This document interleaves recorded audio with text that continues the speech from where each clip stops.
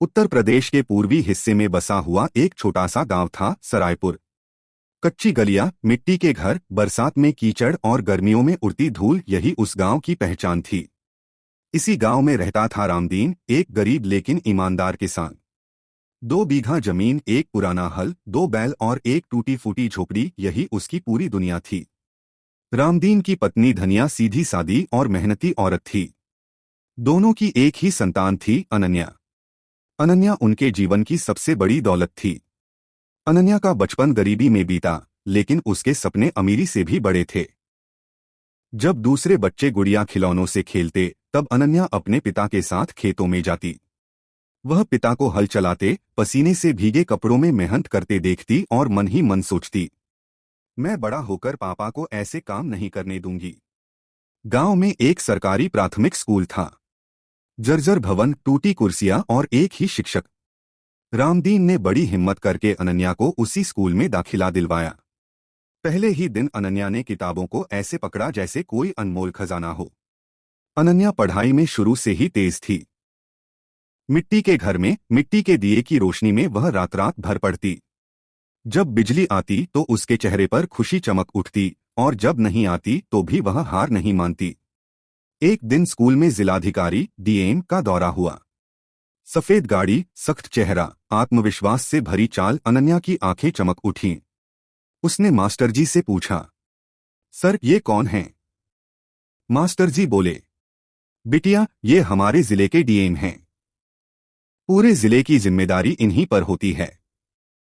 उस दिन अनन्या ने मन ही मन ठान लिया, मुझे डीएम बनना है। समय बीतता गया। अनन्या ने प्राइमरी और मिडिल स्कूल अच्छे अंकों से पास कर लिया, लेकिन हाई स्कूल में दाखिले के समय समस्या खड़ी हो गई। किताबें, यूनिफॉर्म, फीस, सब कुछ पैसों से जुड़ा था। रामदीन की फसल उस साल खराब हो गई थी। एक रात अनन्या ने अपने पिता को चुपचाप रोते देखा। वह बोली, बाबू मैं पढ़ाई छोड़ दूंगी, खेत में काम कर लूंगी।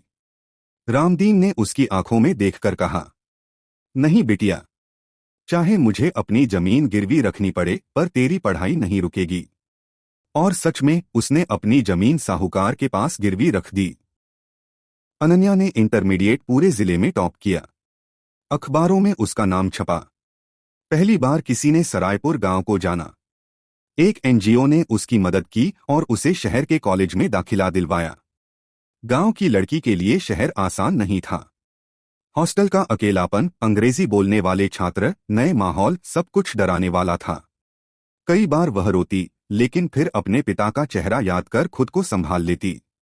ग्रेजुएशन के आखिरी साल में अनन्या ने यूपीएससी के बारे में जाना। सिविल सेवा परीक्षा, देश की सबसे कठिन परीक्षा। लोगों ने हंसकर कहा, गरीब किसान की बेटी डीएम बनेगी, सपना मत देख। लेकिन अनन्या ने किसी की नहीं सुनी। उसने लाइब्रेरी में दिन रात पढ़ाई शुरू कर दी। पैसे नहीं थे तो पुराने नोट्स, सेकेंड हैंड किताबें और मुफ्त ऑनलाइन लेक्चर से तैयारी की। पहले प्रयास में वह प्रीलिम्स भी पास नहीं कर पाई। रिजल्ट वाले दिन वह बहुत रोई। मां ने फोन पर कहा, बिटिया हार मान लेना पाप है। पिता ने बस इतना कहा, अगली बार और मेहनत करना। दूसरे और तीसरे प्रयास में भी असफलता मिली। इस बीच पिता बीमार पड़ गए। जमीन अब भी गिरवी थी। कई बार अनन्या ने सोचा, कहीं नौकरी कर लूं, लेकिन हर बार दिल से आवाज आती, डीएम बनना है। चौथे प्रयास में उसने अपनी रणनीति बदली। गलतियों का विश्लेषण किया, मॉक टेस्ट दिए, उत्तर लेखन सुधारा।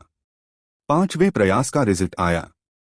उस दिन गांव में लाउडस्पीकर से ऐलान हुआ, सरायपुर गांव की बेटी अनन्या रामदीन ने यूपीएससी परीक्षा पास कर ली है। रामदीन की आंखों से आंसू रुक नहीं रहे थे। धनिया ने मिट्टी के घर में दिया जलाया। अनन्या को आईएएस मिला।